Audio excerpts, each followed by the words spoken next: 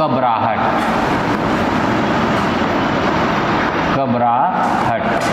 ठीक है, तो ये चीज़ें याद रखना है। महापाषाणकालीन साक्ष्य में बिलासपुर के मल्हार से मिलता है, रायगढ़ के टेंगना से मिलता है और बालोद के करही, भदर, चिरचारी, सोरर, करका भाटा और कबराहट से मिलती है। ठीक है, याद रखिएगा महापाषाणकालीन में।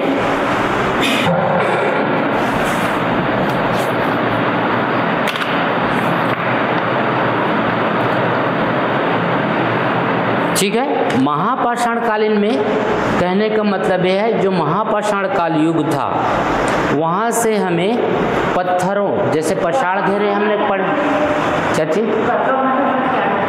कबराहट, कबराहट, कबरा पहाड़ लिखे हो ना तो कबरा लिख लो फिर हट बोल लो।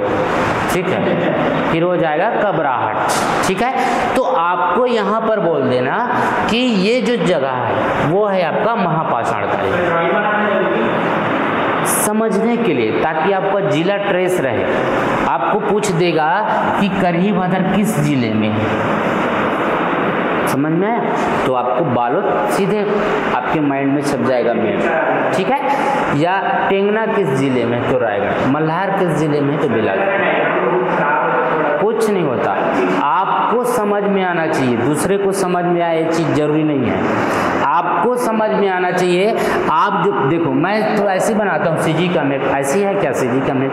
नहीं है, हाँ, लेकिन मुझे समझना है, समझ में आया, मुझे अपने समझ के लिए बनाना है। अगर आप लोग को भी इसमें समझ में आ रहा है तो अच्छी बात है। ठीक है, लेकिन मुख्य मुद्दा ये है कि आपको जिले को ट्रेस करना है। ऐसा नहीं है कि मैप अच्छा बना दिए तो उसमें नंबर मिल जाएगा, नहीं, आपको जिला ट्रेस करना है और जिला ट्रेस करके सही उत्तर पर टिक लगाना है। समझ में आया? चलिए, तो यहाँ पर ये चीज़ें याद रखना है। महापाषाणकालीन में याद रखिएगा किससे संबंधित है? पाषाण घेरे। ठीक है, पाषाण घेरे। इस युग में क्या होता था? पाषाण घेरे को याद रखना है। ठीक है, लगभग छत्तीसगढ़ में 500 से अधिक पाषाण घेरे हमें मिले हैं। ठीक है,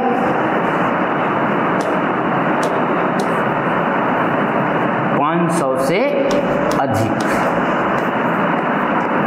पाषाण घेरे प्राप्त। ठीक है,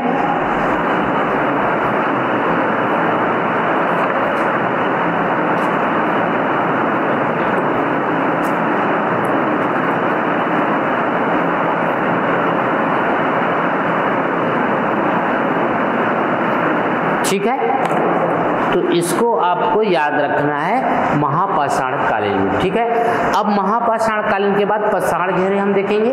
पाषाण घेरे कहाँ कहाँ से प्राप्त हुई, ये हो गया आपका महापाषाण कालीन। अब आते हैं पाषाण घेरे। ठीक है, चलिए,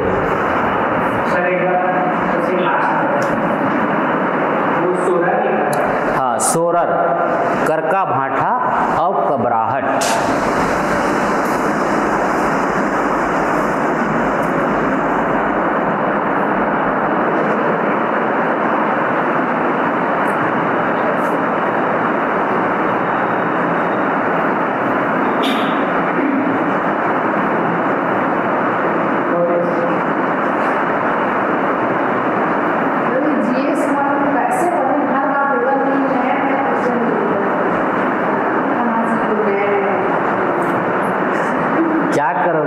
तो हर बार नया भेजेगा ही,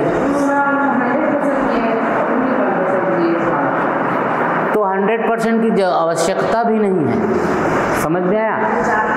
जो टॉपिक से प्रश्न हर बार पूछा जा रहा है उस टॉपिक को आप 100% करिए। समझ में आया? ऐसा नहीं है कि सारे को कर लिए 100% के लिए, लेकिन उतना कवर करना मुश्किल है। समझ में आया? तो देखिए, एक तो एग्ज़ाम के लिए समय कम मिलता है। समझ में आया? तो एग्ज़ाम के लिए समय कम मिलेगा तो व्यक्ति कहाँ को पढ़ेगा? तो वही उसको क्या करता है, ट्रेस करता है। कैसे ट्रेस करता है? क्वेश्चन सॉल्व करता है, जिस टॉपिक से कितने डीप तक गया है उस डीप तक की तैयारी करनी चाहिए। जहाँ पर डीप नहीं गया है वहाँ पर हम डीप जाने का प्रयास करेंगे तो उधर ही समय खत्म हो जाएगा, तो फिर आगे क्या करेंगे। तो उसको देखा जाता है क्वेश्चन सॉल्व में। ये नहीं कि ये क्वेश्चन पूछा है तो यही आएगा, ऐसा नहीं होता। वहाँ पर आपको यही देखना है, अगर मैं जिस टॉपिक को पढ़ रहा हूँ, मान लीजिए मैंने प्रागैतिहासिक के बारे में पढ़ा है, अगर मैं प्रागैतिहासिक के बारे में पढ़ रहा हूँ तो उस टॉपिक से प्रश्न कहाँ तक पूछा है आपको वहाँ पर वो देखना है, ठीक है।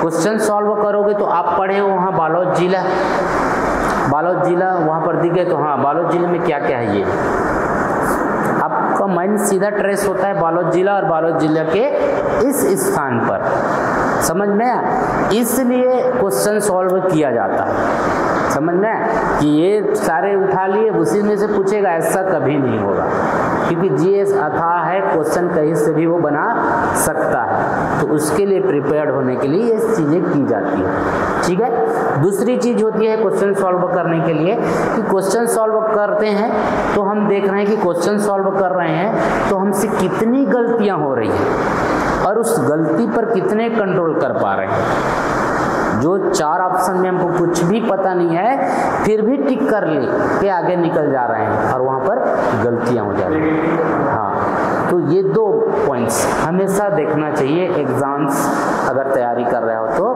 क्वेश्चन सॉल्व कर रहे हो, तो ये 2 चीज़ें आपके माइंड में होनी चाहिए। चलिए आगे हम लोग चलते हैं पाषाण घेरे के बारे में।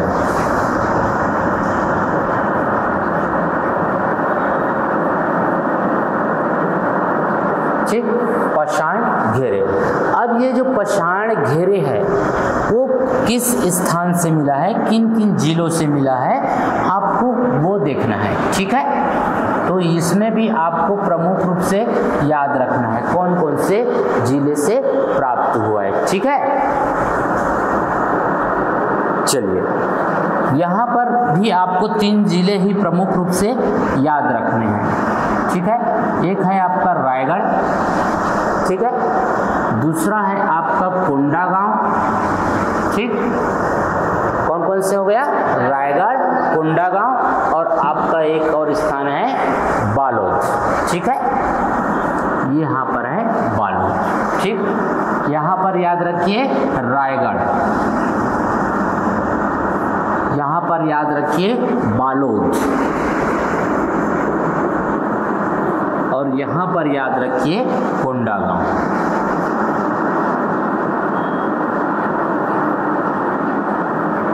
ठीक। ये 3 जिले हैं जहाँ से हमें प्रमुख रूप से पाषाण घेरे प्राप्त हुए हैं, ठीक है।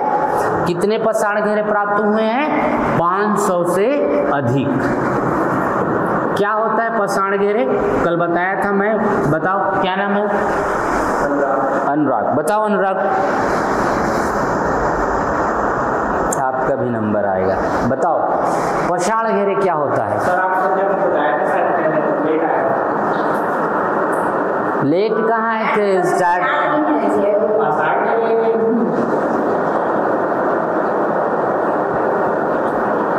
पढ़ना नहीं पलटना है, नहीं सर लिखा भी नहीं उस चीज को, तो लिखे क्यों नहीं हो, लेट आया था सर, लेट नहीं आए हो, ये तो लास्ट टॉपिक था कल का, थोड़ा सा बताया था मैं, बताओ। वो सौ को सर मैंने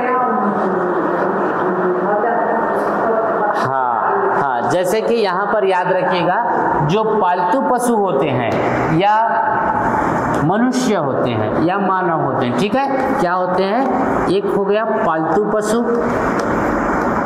ठीक है, और दूसरा आप ले लीजिए मानव या व्यक्ति या मनुष्य जो भी, ठीक है। ये जब इनकी मृत्यु हो जाती थी तब इसको क्या किया जाता था, इसको दफना दिया जाता था, ठीक है, दफन कर दिया जाता था। और इसको दफन करने के बाद इसको पत्थरों से क्या होता था, इसके चारों तरफ को ऐसे ढक दिया जाता था, ठीक है। तो यही होता है पाषाण घेरे। अब याद आया, हाँ तो लिख लेना, ठीक है, भूल जाओगे नहीं तो ये चीज़ों को आपको याद रखना है कि पाषाण घेरे जो है वो किस किस जिले से मिला है और उस जिले में कौन कौन सा स्थान है उसको आपको याद रखना है। ठीक है, चलिए सबसे पहले रायगढ़ में चलते हैं। तो रायगढ़ में आपको एक जगह याद रखना है, उस जगह का नाम है छोटे पेंडर मुड़ा।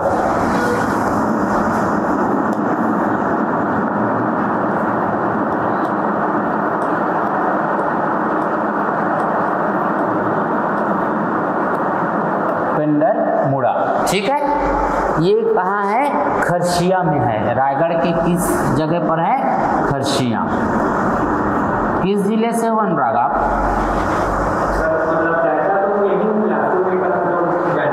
जांजगीर से, ठीक है।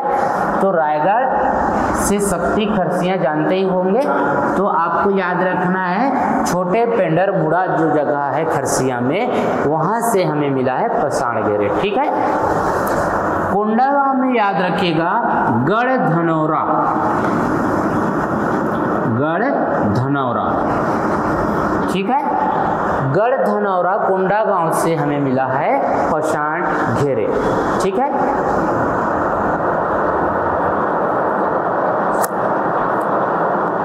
चलिए यहां पर आपको याद रखना है करही भदर, चिरचारी, सोरर, मुजगहन, कुलिया, ये स्थान को आपको याद रखना है। हाँ, कोंडागांव में एक ही गढ़ धनौरा नामक स्थान। ठीक है।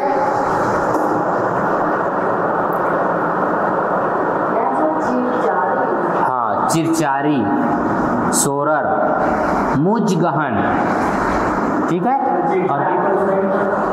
हाँ,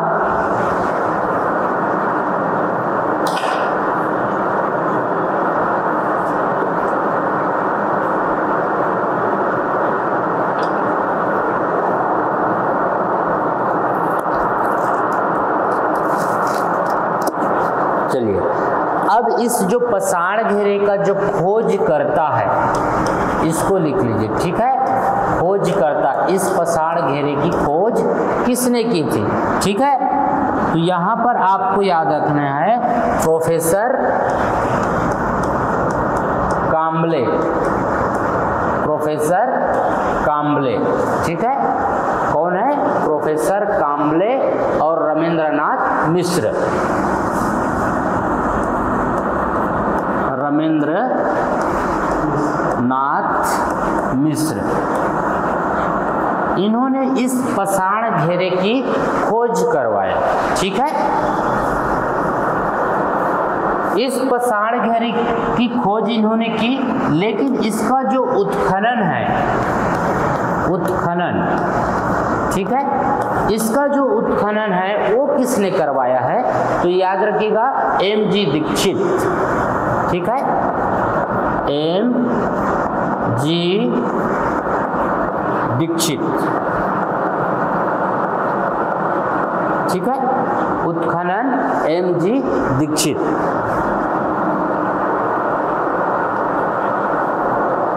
यहां पर एक और लिख लेना करका भाटा ना, करका भाटा। ठीक है। पसाण घेरे समझ में आया? पसाण घेरे में क्या होता था? शवों को ढक दिया जाता था। ठीक है। जब कोई पालतू पशु या कोई व्यक्ति की मृत्यु हो जाती थी तब उसको क्या था, दफन करने के बाद शव को ढक दिया जाता था। ठीक है। अब इस शव को ढकने के लिए कई प्रकार के होते थे, कई रूप होते थे। कभी क्या होता था, उसको एक खंभे की तरह बड़ा सा सील पत्थर को, पसाण का जो स्तंभ होता था